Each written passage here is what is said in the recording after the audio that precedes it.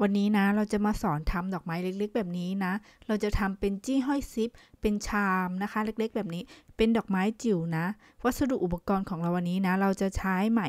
เป็นไหมเส้นเล็กนะคะไหม DMC Babilo เบอร์ 10นะแล้วก็จะมีใยโพลีเอสเตอร์นิดหน่อยนะคะจะไว้ยัดเกสรแล้วก็เข็มโครเชต์จะเป็น 1.25 มิลนะคะเราจะเริ่มทำตัวดอกไม้ก่อนนะคะเราจะทำ Magic Ring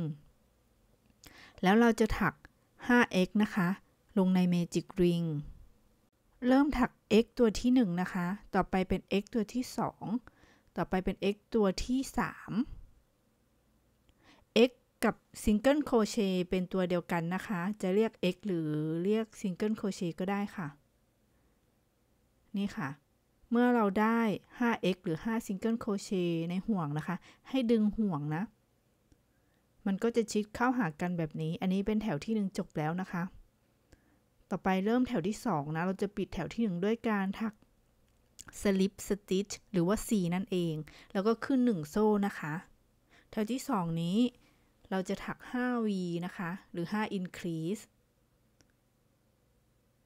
อันนี้เป็น V ตัวที่1นะคะต่อไปเป็น V ตัวที่2 V คือการถัก X 2ครั้งลงในหลักเดียวกันนะคะอันนี้เป็น V ตัวที่3อันนี้เป็น V ตัวที่4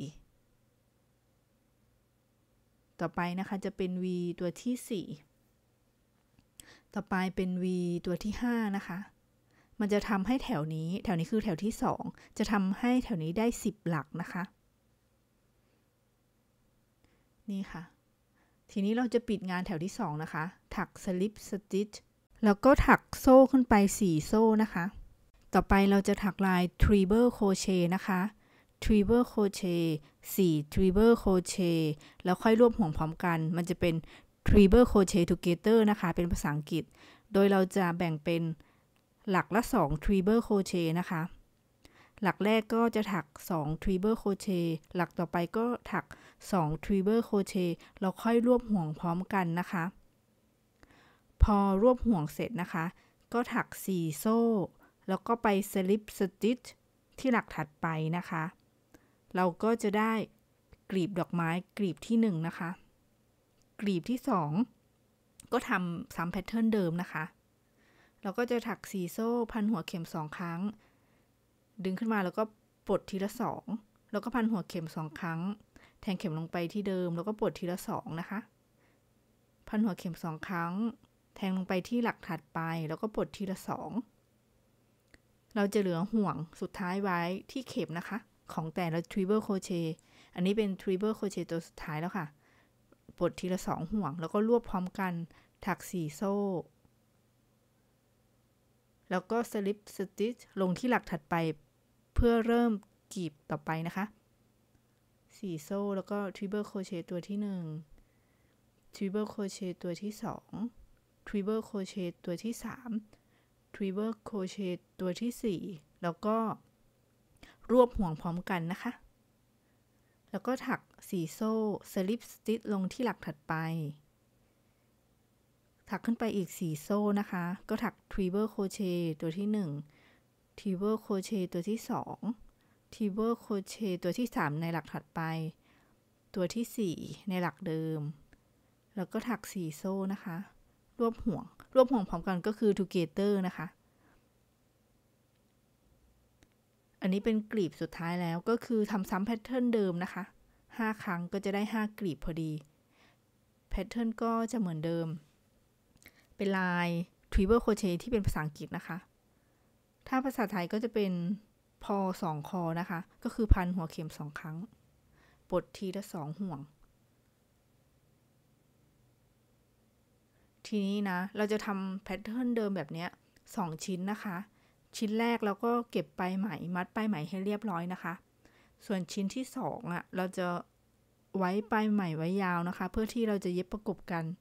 ต่อไปนะคะใช้ไหมสีเหลืองมาทำเกสรนะคะขึ้นต้นด้วย Magic Ring นะคะแล้วก็ถัก 5x หรือว่า5 Single Crochet นะคะลงในห่วง Magic Ring พอได้ 5x ในห่วง Magic Ring นะคะก็ดึงปลายไหมตอนเริ่มต้นนะคะจะทำให้ห่วงชิดกัน ต่อไปนะอันนี้เป็นแถวที่1เรียบร้อยแล้วนะคะต่อไปเป็นแถวที่2ค่ะแถวที่2ก็ slip stitch แล้วก็ขึ้น1โซ่นะคะเพื่อเริ่มแถวที่2แถวที่2ถัก 5V นะคะหรือ5 increase ลงในแถวนี้นะคะอันนี้เป็น V ตัวที่1นะคะ V คือการถัก x 2 ครั้งลงในหลักเดียวกันนะคะ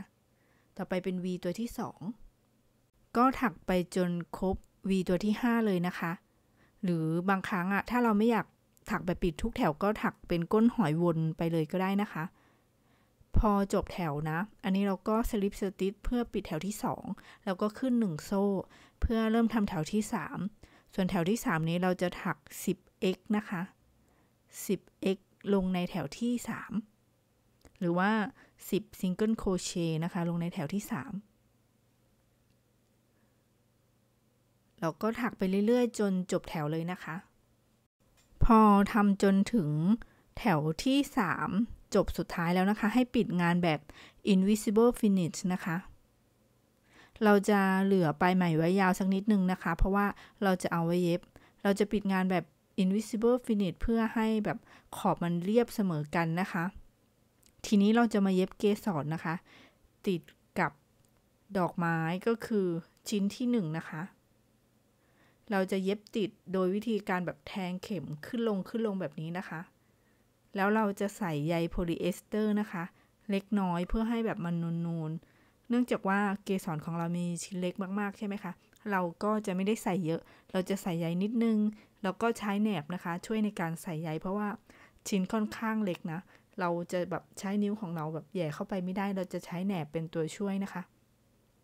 พยายามเก็บใยให้หมดนะคะพยายามดันใยเข้าไปภายในเกสรให้หมดทีนี้นะคะเราจะนำกลีบดอกนะคะ2ชิ้นที่เราทำไว้ก่อนหน้าเนี่ยมาเย็บประกบกันโดยเราจะหันด้านผิดเข้าด้วยกันนะคะก็คือเป็นด้านที่มันขี้เหร่ค่ะเขาเรียกว่าด้านผิดหันเข้าประกบกันแล้วค่อยเย็บขอบมันเย็บขอบของดอกไม้โดยที่ตอนเย็บเราจะสอยเอาเฉพาะห่วงที่อยู่ติดกันนะคะมันจะเป็นห่วงนอกกับห่วงในใช่ไหมคะกลีบดอกแต่ว่าห่วงที่อยู่ด้านในที่อยู่ติดกันเราจะสอยเอาเฉพาะตรงนั้นพอเสร็จแล้วนะเราจะได้งานจิ๋วๆเล็กๆแบบนี้นะเป็นดอกไม้แบบจิ๋วน่ารักมากถ้าใครอยากเปลี่ยนใหม่แล้วก็เปลี่ยนเบอร์เข็มก็จะได้ดอกที่ใหญ่มากขึ้นกว่านี้ก็สามารถทำได้ตามชอบเลยนะคะ